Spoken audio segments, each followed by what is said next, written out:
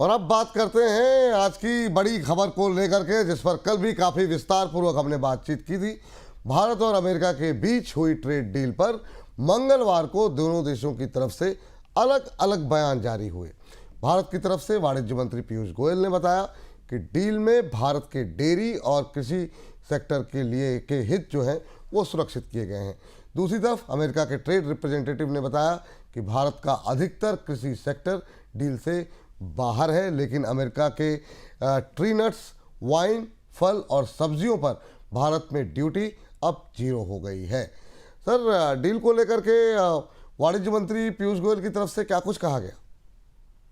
बिल्कुल जी, दो बयान आए और हम आज विस्तार से इन्हें खोलने की कोशिश करेंगे। मुझे इस बात पे आश्चर्य हुआ कि 24 घंटे बाद अमेरिका के टीआर या अमेरिका के वाणिज्य मंत्री ने बहुत विस्तार से पॉइंटेड ढंग से इस डील का ब्यौरा दिया, जिसको हम आगे समझने की कोशिश करेंगे, जो कल से आगे की बात होगी। और भारत की तरफ से भी एक बयान संसद में दिया गया। इस बयान में मैं भारत के वाणिज्य मंत्री पीयूष गोयल ने क्या कहा, हम बिंदुओं में आपको बताते हैं, आप खुद समझ सकते हैं। और ग्रीर ने क्या कहा, इसे हम विस्तार से दोनों का विश्लेषण करने की कोशिश करेंगे।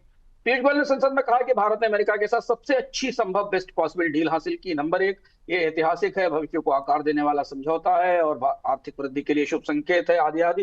भारत, वो बात जो कल सबको पता थी, 50% से 18% टैरिफ हो गया है। Engineering goods, textile, marine products, gem jewellery sectors को सीधा फायदा हो गया। बिल्कुल सही बात है, कल हम लोगों ने भी बताया था आपको कि इन सेक्टर्स के लिए के सर से एक बड़ा बोझ उतरा, इन्हें अमेरिका का बाजार मिलेगा। इन्होंने दावा किया कृषि और डेयरी सेक्टर सुरक्षित है। इस पर कोट एंड कोट है, क्वेश्चन है, क्योंकि जर्मन ग्रियर ने कुछ और कहा है। वो ग्रियर की बात पर से हमें कुछ दूसरे संकेत मिलते हैं। उन्होंने कहा कि किसानों और मछुआरों को नुकसान नहीं होगा बल्कि लाभ होगा, पीयूष गोयल ने कहा। और उन्होंने इसे प्रधानमंत्री और डोनाल्ड ट्रंप के बीच जो व्यक्तिगत तालमेल है, इस पर को इसका श्रेय दिया।